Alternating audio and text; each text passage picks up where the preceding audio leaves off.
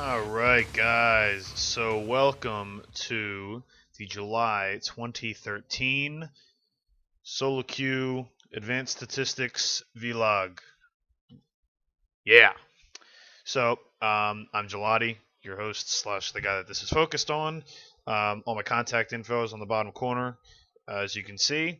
I hope you will follow me on my stream, twitch.tv slash GelatiLOL, my Twitter, at GelatiLOL. The YouTube is a little different. It's Gelati STA1, and the blog, where you can find all the raw data for this, as well as some other things that I'm going to post, maybe explaining myself and such, is GelatiLOL.blogspot.com. Okay, so let's start that off with a sneeze. Let's dive right into it, because I don't want to waste any more of your time.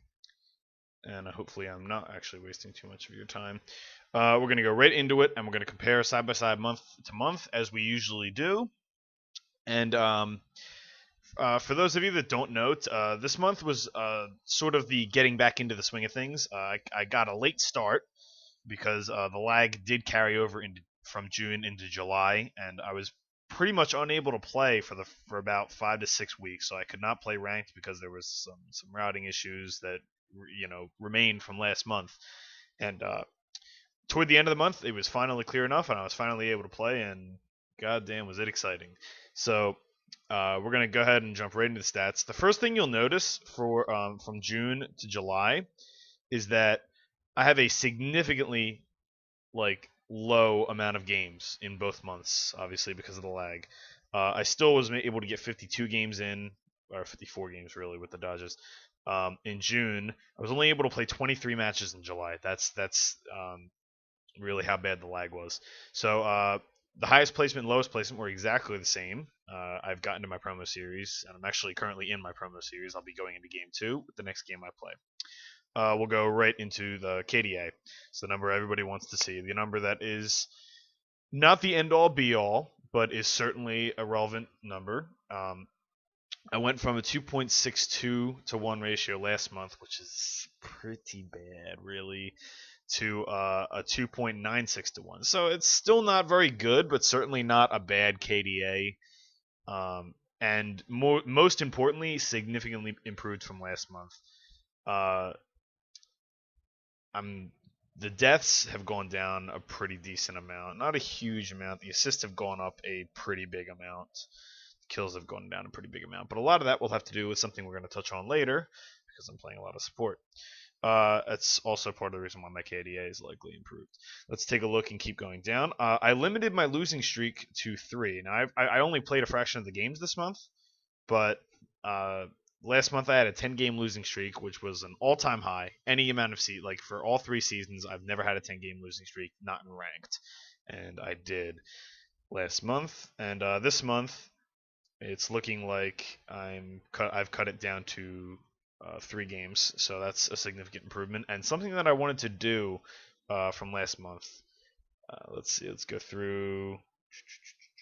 Peak stuff doesn't matter that much, except for the deaths here, which 16 is a very, very high amount of deaths. Now, if you look back at that game, I had this insanely bad contribution rating. I was playing Leona, and I was pretty much the initiator for our team. So what ended up happening a lot of the times was I would have to go in and die, and my team would ace. So it'd be a 5 for 2, and I'd die every single fight.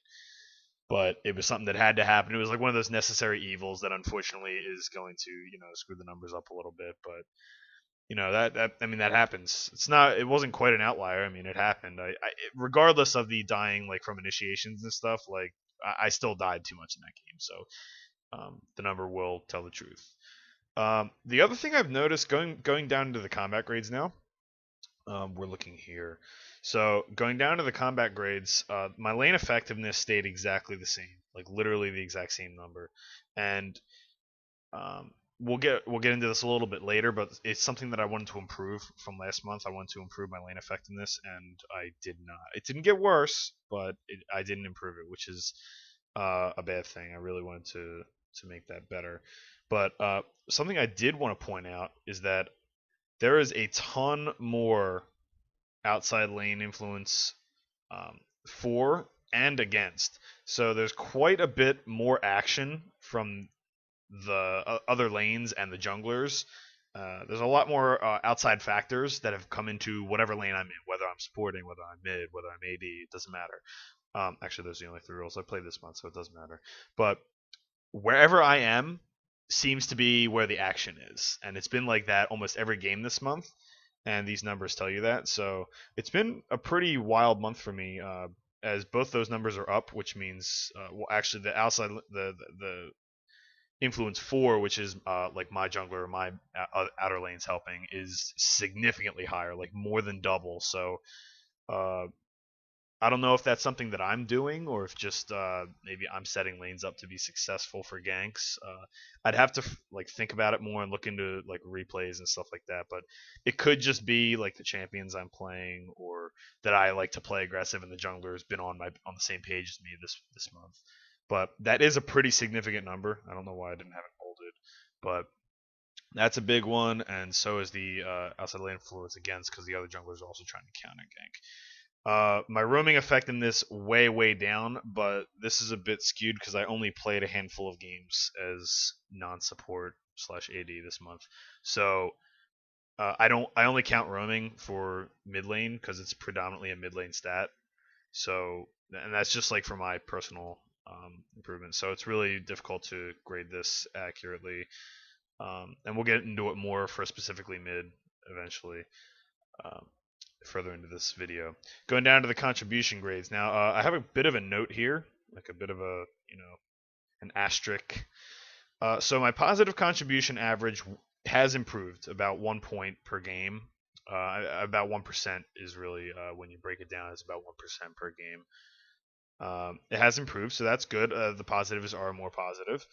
The negative contribution has gone up, but there was a game that I played as Sona, and I'm gonna just like I'm gonna call it an outlier alert, but it's really it depends on how you look at it. Like like in previous months, I've taken literally every statistic, outliers and everything, but I think it's worth mentioning certain things because like if they really impact the numbers heavily, especially in the small sample size of games that I have this month, a big outliers actually like matter quite a bit, like you'll see here. So if you exclude a game, the game I played Sona one game, and my team only had 5 deaths the whole game, and I was 2 of them.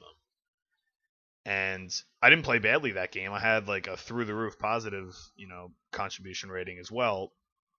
But because I had like that negative 40, because I was 40% of my team's negative, score, it really like just killed my contribution rating for that game. So if you exclude that outlier, I would have had a 19.61 negative contribution rating. So that would have been down almost a half a point from last month, which is improving. So that's something I think is worth mentioning. And also, I'm going to count with this net contribution average here as well. This is including that same Sona game. I would have gone from an overall, throughout all games, a negative contribution to my team from a negative to a positive 1.06, which would be a very, very good score. It would have been my highest throughout all the months I've been tracking this statistic so far. So it is. I think it is significant. I think it is worth mentioning, but it's take it as it is. And the small sample size really threw some numbers off this month because I didn't play as many games. The games positive versus games negative. I had more games with a positive contribution. My record in games where I had a positive contribution. This is something new that I didn't do in previous months.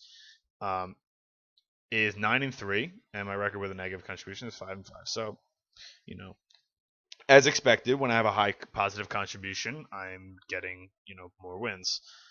Average damage to champions, which I count this the average percent of damage to champions, which is the percentage of my team's the percentage of my team's damage to champions. So this month I did 15.04%, which is down exactly 2% from last month. A lot of that has to do with the fact that I've been playing a ton of support. If you remove the support games from the equation, so if you count me just when I'm playing AD and mid, the number is much different. It's 27.56% of my team's damage when I'm playing AP or AD. Last month, when I'm playing, like if you factor out the support games, the reason I factor out support games is because a lot of times they don't contribute as significant amount of damage, so it really skews the number quite a bit. Uh, if you take the support games out from last month, I had a 24.8. So this is up almost 3% from last month. So I don't know if it's just the champions I'm playing or just that my teammates weren't doing a lot of damage, but that's a significant upswing, and I want to keep that on the rise. Like that's a very good amount of damage to be doing as the carry. You want to be approaching, like if you look at the high end players, a lot of them will approach like that 30 to 31, 32 range, and that's what I'm going to shoot for. I'm going to start tracking gold as something new and gold per minute, and I'm going to track it for my opponents and myself. Now, I think it's important for me to mention here that when I track this in game or when I track this on my spreadsheet, I just keep track of like what the end game shows me. Meaning, if it says I had 11.4k gold, I'm going to track it as 11.4k. I'm not going to track it as 11,431 gold, So I'm just tracking the rounded number, so 11,400 for instance, or 10,100. And in these cases, like the 8,500, again, that's like an example of this average. So, and the goal per minute is taken as a division of the amount of time. So like, okay, if it was a 25 and a half minute game or a 25 minutes 30-second game, that's 25 and a half minutes. So it would be the amount of gold divided by 25 and a half, and that'll give you gold per minute. So regardless of whether I'm playing support or another role, I'm being out gold per minuted by my opponents by a fairly significant amount. So I think it's a weird number to concentrate on because it could there's objectives factored in, there's farm factored in, there's gold per 10, there's runes, there's all kinds of factors. It's just something I'm gonna keep track of and see if there's some sort of correlation. So I don't have too much to say about it this month, but except that I'm gonna start tracking it, and that's how I'm gonna do it. Most played champion this month. This will be a fun one. It's not a mid champion. Surprise. My most played champion this month was Sona. I played 8 games with Sona out of the 23 games I played this month, and I went 7-1 with Sona, which is really good. Average CS obviously pretty low. Average KDA, if you take the kill death ratio for this, 3.94 to 1. I've seen much higher for supports, but that's pretty damn good. So I will take that. And this is an important number too. The average enemy CS, 152. Now, if I'm support, that means the average enemy CS is the enemy AD, which means when I play Sona, I completely shut down the other AD. So I think that's going to be someone I'm going to be playing a lot more. And I think a lot of it's that she's easy, she's strong, she's well-rounded, she's not really weak against too much. So I think I don't know really why I got away from her. She's kind of boring, but you can be really proactive and aggressive, and you can also play defensively. So I think she's a good champ, and I'm going to stick with her. The lane effectiveness is obviously pretty high. Surprisingly, when I play Sona, I don't get as much outside lane influence as like the overall number showed for the month. So that's kind of weird that I was so successful, and maybe that shows that I do better when there's not a lot of action. It's just a 2-on-2. So we could deduce that from that, or maybe it's not quite exactly that, but that's kind of something that we do these numbers for, to see if we can deduce these kind of things. Another thing I want to make note of is the percent damage to champions per game on Sona was 11.75. That's a really high number for support. Typically, supports get between 3 to 7% of your team's damage. Maybe if you're playing like Zyra, it can be more, but 11.75 is very, very high. The negative contribution grade, I'm not too worried about. Again, that negative contribution grade factors in that game where I was the 2 deaths out of 5, so that could be a slightly skewed number as well. I only played 7 champs this month, and I think even with the small sample size, I played half the games and thus played slightly less than half the champions. I think that's good that I'm keeping my pool limited. And that is something that I've been striving to do, but at the same time, it's a small sample size, so it's tough to tell. I did not do any duo queue this month, so we won't talk about that too much. I did want to mention that the average match time was 4 minutes shorter this month, and that's pretty significant. I also had this crazy 65-minute marathon game that we won. Yeah. And in times, again, a small sample size, so this doesn't necessarily mean anything. But in previous months, the 35 to 40 minute slot has been like a sweet spot for me. But over the past 2 months, it hasn't been. So might need to look into that a little bit more. But much shorter games this month. I'm picking slightly lower. Do really good with later picks, which is it figures because you can counter pick. So, and as long as you have the champions to counter pick, which I do a lot of the time, um, it helps. Most frequent opponent, I didn't have any multiple matchups. So in 23 games, I didn't face a single opponent, like a single like specific matchup, more than once. So I didn't track that for this month. I got one first blood for. Positional statistics, something I wanted to quickly go over. We don't have to go over each one of these numbers, but my mid statistics way down for the month, the 2.29 to 1 KDA versus my support statistics 3.32 to 1 KDA. The win loss is pretty significant. 12 and 4 versus 2 and 4. The other thing is I've played. I should just change my name to Support Gelati because for whatever reason this month I just had to support a ton. I think it's worth mentioning too for the mid games. I had to face a lot of rough matchups. LeBlanc, Fizz, Anivia, like stuff that's especially Fizz and LeBlanc that are just it's just not fun and you're not going to do well against. It's just a matter of not doing bad. So that's worth mentioning. Environmental statistics. Because I was on night shift 2 weeks this month, I got to play in the morning, which I don't usually get to do, and I was actually very successful in the morning. That's interesting because, and I did notice that there is definitely a higher quality player on during the morning, or at least a less ragey player. I don't know if that's just because people woke up or for some other reason, but day of the week, not it's another one that we track for fun. Music's another one for fun. I'm 0-4 on Sundays. That could mean something, but who knows? So that being said, every month now I'm going to be giving myself a some goals to go after, and it's the 3 goal system that I started last month. Now, last month I asked myself three things. I wanted to improve my lane effectiveness, which I did not do. It stayed the same, so that's something I want to carry into next month. The second thing I did for last month was I wanted to reduce my deaths, which I did by 0.4 in my average deaths per game.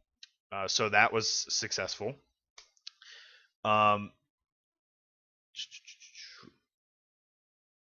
And the third one was I'm trying to remember now. The third goal was I wanted to reduce my negative contribution score, which, if you factor out that outlier game, I did.